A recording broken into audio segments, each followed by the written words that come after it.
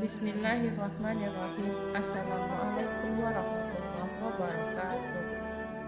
Alhamdulillahirrabbilalamin. Allahumma sholli ala Sayyidina Muhammad wa ala ali Sayyidina Muhammad.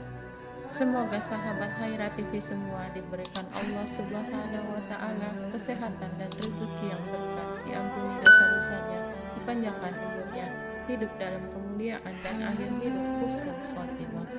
Amin ya Rabbal Alamin.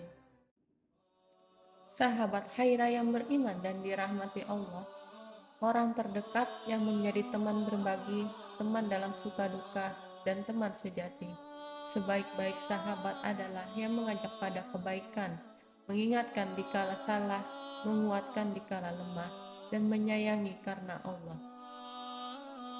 Benar sekali ucapan sahabat Rasulullah, Umar bin Khattab, yang mengatakan, "Jika ingin mengenaliku, maka kenalilah siapa sahabatku." Semoga Allah memberikan kita rezeki berupa sahabat yang membawa kita ke surga. Namun, bagaimana jika sahabat kita adalah musuh Allah? Sungguh mengerikan apabila bersahabat dengan iblis di dunia hingga ke neraka. Na'udzubillah min dzalik.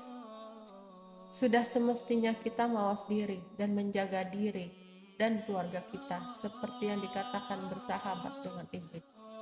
Berikut ini ada 10 golongan sahabat sejati iblis di neraka. Yang pertama, hakim, jaksa, penegak hukum, dan pemimpin yang zalim. Yang kedua, orang kaya tapi sombong, congkak, bakhil, dan takabur. 3. Pedagang yang curang. Keempat, pemabuk dan pecandu narkoba. Yang kelima, suka fitnah dan adu domba.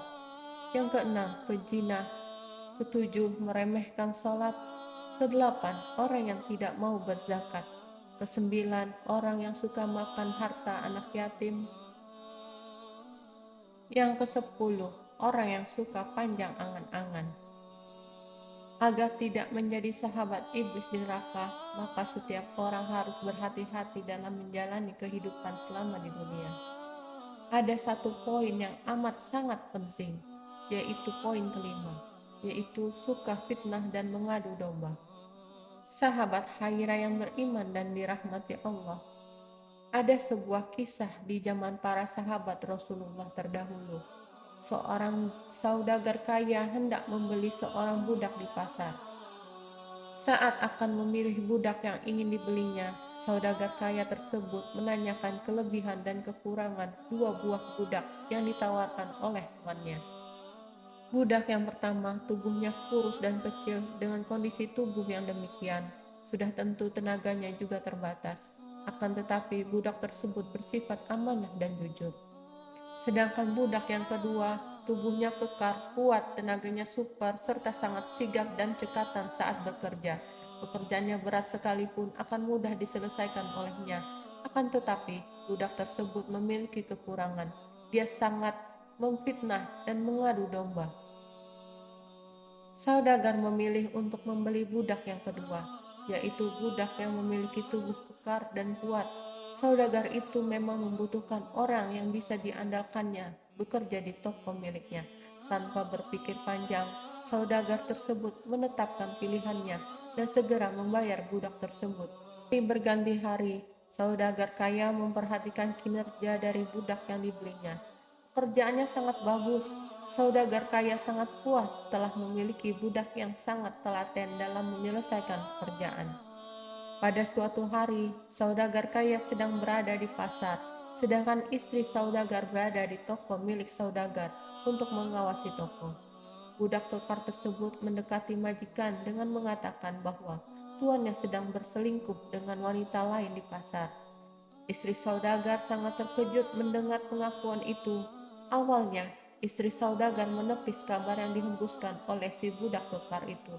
Namun, dengan kelihayannya, si budak mampu meyakinkan istri saudagar. "Aku sudah lama bekerja dengan tuan saudagar. Setiap gerak-gerik dan kebiasaannya sudah aku hafal. Tuan saudagar sering ke pasar. Setiap ke pasar, tuan akan menyempatkan bertemu dengan wanita selingkuhannya," ucap budak kekar. Akhirnya, istri saudagar percaya dengan cerita si budak tersebut. Suamiku sudah tua, tidak mungkin dia berselingkuh, ujar istri saudagar.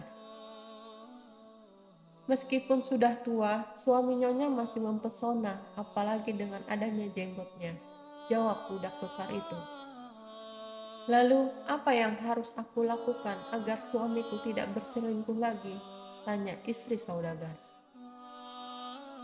Nyonya ambil pisau saat tuan sedang tidur, potong saja jenggotnya, ucap budak kekar. Kemudian pada hari berikutnya, budak kekar sedang bersama dengan tuannya. Budak kekar menceritakan pada tuannya bahwa istri saudagar tersebut berselingkuh. Bagaimana mungkin istriku berselingkuh? Dia wanita yang baik, ucap saudagar tidak percaya. Tuan sering ke pasar, sementara saya sering bersama dengan Nyonya di toko. Tentulah saya tahu keseharian Nyonya, jawab budak meyakinkan tuannya. Akhirnya, saudagar kaya mulai percaya dengan cerita si budak.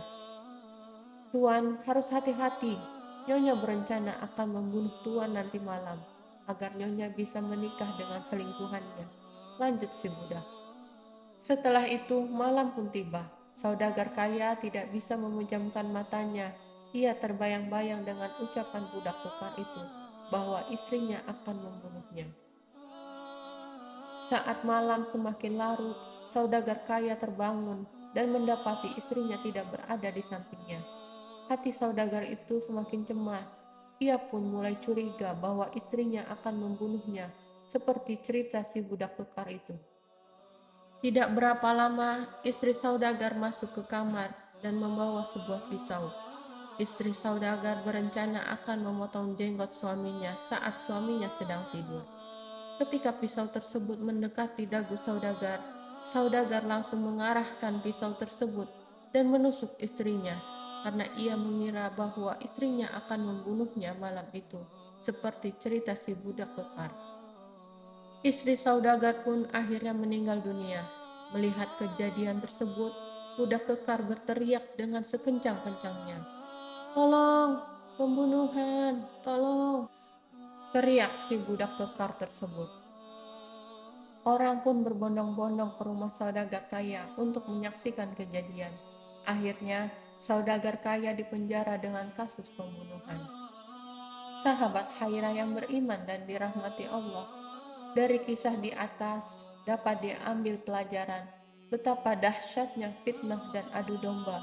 Segala kebenaran bisa berputar arah karena sebuah fitnah. Oleh karena itu, di dalam Al-Quran, Allah berfirman bahwa fitnah itu lebih kejam daripada pembunuhan. Fitnah itu lebih besar daripada pembunuhan. Demikianlah, agar bisa menjadi pelajaran berharga bagi kita. Semoga Allah melindungi kita dari semua dan menyelamatkan kita di dunia hingga ke akhirat, agar tidak menjadi sahabat iblis di neraka. Semoga apa yang saya sampaikan bermanfaat untuk kita semua. Sampai jumpa lagi di video selanjutnya. Wassalamualaikum warahmatullahi wabarakatuh.